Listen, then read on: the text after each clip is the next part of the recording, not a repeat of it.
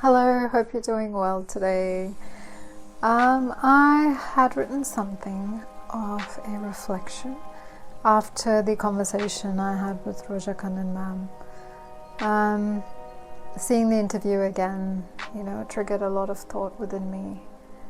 So here's what I wrote, and I really wanted to share that with you. So I've had an interesting few weeks with this concept of loving myself. And that concept has been truly tested in my life. Maybe because I'm on this journey, the universe is testing me. But I made an oath to myself that I will show myself that, I care about myself, that I love myself. And my God, has it been a turbulent ride? First of all, I was a teenager in the 90s, so growing up in that time period, this term of you love yourself or she loves herself was actually derogatory. It was an insult. I remember people insulting other people, even me insulting other people. Oh, she loves herself, as if it's bad. But going from that sort of a mindset to today, where we are encouraged to love ourselves, and it's okay to say that. It's a huge shift in society's mindset, and it's a good thing, but there are still some of us who are in a state of inertia. I say I'm one of those people who would slip in and out of that. But I have really admired Roja Kannan ma'am. Her attitude towards life, herself, happiness, and it was such a pleasure speaking to her. Someone who has walked through life battling everything that has been thrown at her, and knowing that she will not only survive but thrive, and that contentment that she has, that's a real jewel. And I really feel like all of us should be aspiring to attain such a state. But have you ever really thought about it? This is the only life you have. And every moment we spend in this life miserable is a moment that's lost. Yes, there are those bittersweet moments which just make life that much more dramatic and gives it its highs and lows. And, people want to feel that sometimes, which is fine, but regret, anger and jealousy, and most of all resentment, those things, I feel they're a waste in life. And I have most definitely made those mistakes, and I'm trying to kind of steer away from those mistakes and understand that all the decisions I've made are a part of my journey, and it's a steep learning curve. All the mistakes were a steep learning curve, and it's been an experience. So back to this promise I made for myself, simply to love myself.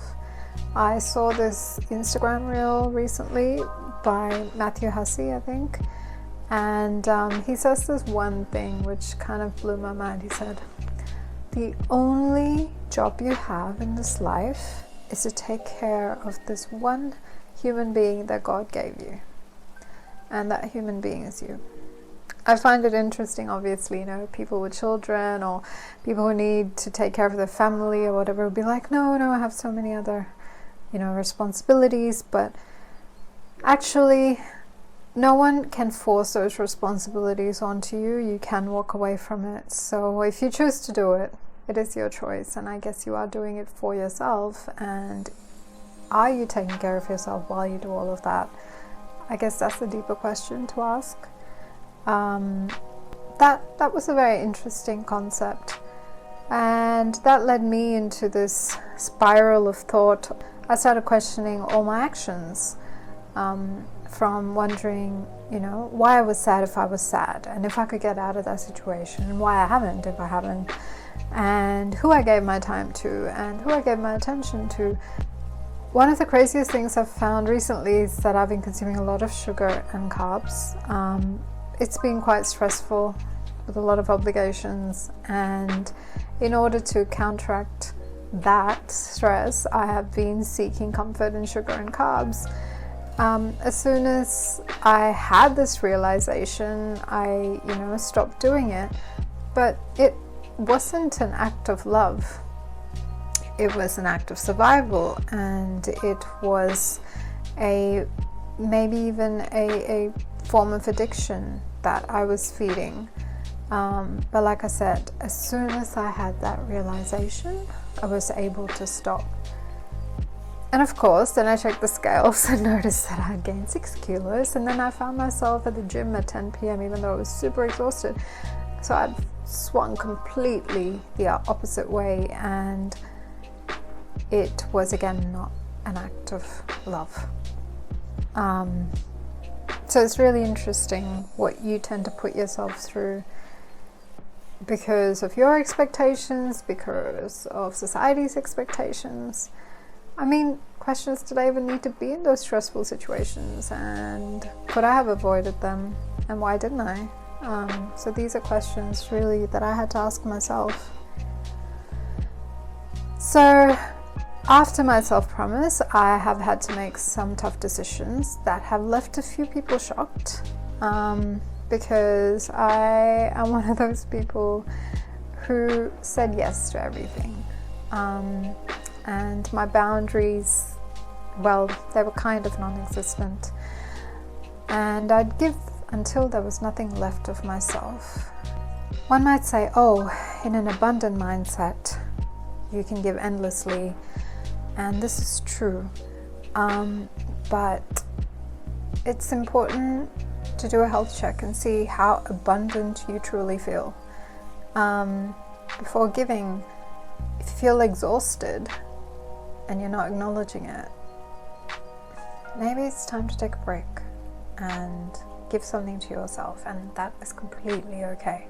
This whole idea of being selfless is such a cultural thing for females in general, and when you are South Asian or Tamil, wow, it's at another level. There's so much conditioning for us to be literal doormats that dismiss all our needs and wants for the betterment of everyone else.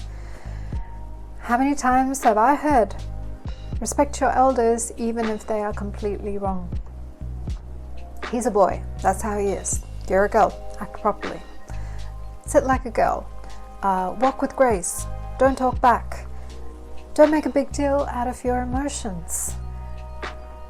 Why is a girl like you single and not taken? Maybe because I'm not an object to be taken. How many times have you done something that you can't handle or feel uncomfortable about just because you're made to feel guilty, or because of where you are positioned in the pecking order? These are the perfect conditions to create an empath. It also discounts us as living beings with emotions and needs. So I've finally seen the light, and I'm trying to take steps away from my self-sabotaging ways. It has been shocking though, how women can be treated if she has no husband or kids. If she's of a certain age and she's marriable, that's fine. There's always that pressure of getting married.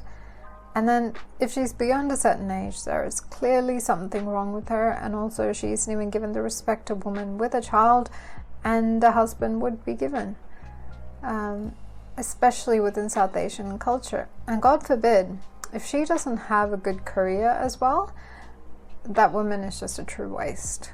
Or else at least you have this, oh, you're doing so well in your career, and so you haven't paid attention to your, marriage and kids and all that jazz. No, I just haven't met the right person, or I am happy with just doing a normal job and I haven't achieved much. Achievement is, a choice.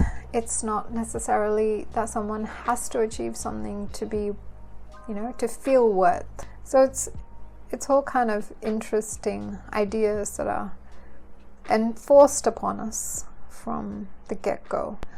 So me, I'm someone who's 45 and single by choice.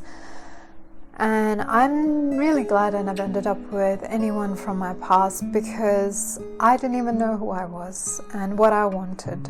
And I'm pretty sure that I would have outgrown every one of those relationships and felt very trapped by the end of it. So thank God everything worked out the way that it did. I'm not against it all. In fact, I am a romantic, but I'm not hopeless. There are boundaries, there are standards, there are needs, and I have my own life purpose. But a woman saying such things can be considered outrageous in some cultures, including mine. I'm glad that women like Roja Kannan Ma'am have been trailblazers in this space to look up to. In the next episode of Sringaram, we are going to be talking to one of my good old friends, Sudhish Kamath, a film critic and a filmmaker and writer. And we're going to be touching on this topic of social conditioning through cinema. So I really look forward to seeing you then.